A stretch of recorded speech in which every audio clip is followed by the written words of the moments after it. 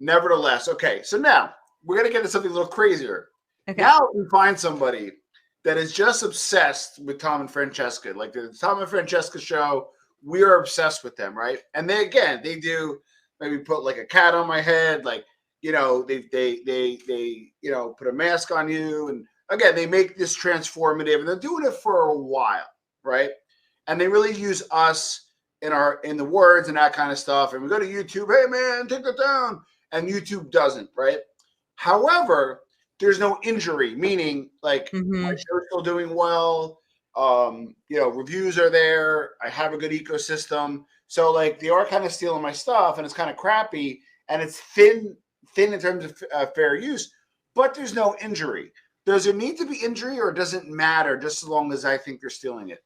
That's a good question. So basically when you have a copyright, you have the right to distribute, to use. You're the only person.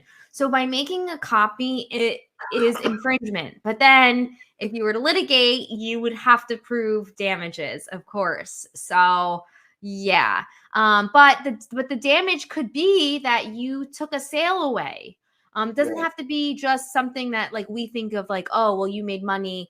Or it literally can be the fact that by doing that, you took a potential sale away from opportunity cost all the time. Absolutely. Opportunity cost could be correct. It could be factored in. All right. Now, and I'm going to put a link, because if you want to set a consult up with Francesca, and put a link there. But I'm also going to put her Instagram. She does the trademark attorney. Give us kind of like some of the rookie mistakes we make as business people or as creators.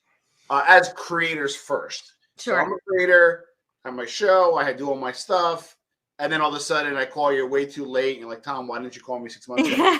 what are some of the common mistakes creators make? There's 3, okay?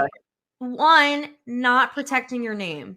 Most of us have a business name, or we have some name we're using, and we think that just by using it for a long time that we're fine, we're okay. Yeah.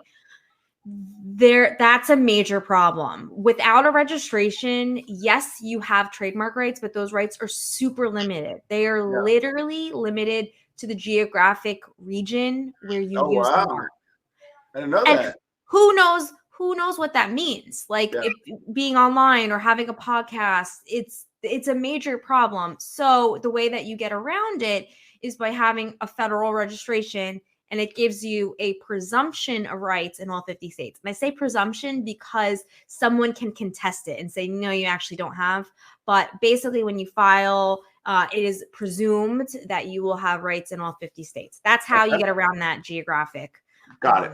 So that's the first one. What's the second one? The second one is not protecting your content. So a lot of us put out audio, video, we have courses, methods, like amazing content, proprietary stuff that we put our blood, sweat, and tears into. And if you are not doing very simple things to protect it, you could lose it. You could literally be losing your copyrights if you don't enforce them. So, and then the third is contracts. So literally, I mean, I referred to that guest release, having a guest podcast release, because if without it, what exactly are you giving? Who owns the podcast? Are you allowed to use my picture? What happens if you turn the podcast into an NFT? Like, do you have the right? So getting a podcast release, very general release is always good, and using contracts. Okay, so we got the 3 mistakes. You mentioned NFTs for a second, and for those people that do not know what NFTs are, they are non-fungible tokens, things you can't touch and feel. And I got to be honest with you, I thought they were a scam until my son asked for Robux, which is money within a game, Roblox. It's real money to get the Robux because he had to buy skins or hats or something. So it's real money being spent on non-real things, and it's a multi-billion-dollar industry. So why don't you talk us a little about NFTs and how to maybe, I don't say circumvent, but kind of navigate within that landscape in terms of IP? Yeah, NFTs are non-fungible tokens. They're basically digital assets that are verified.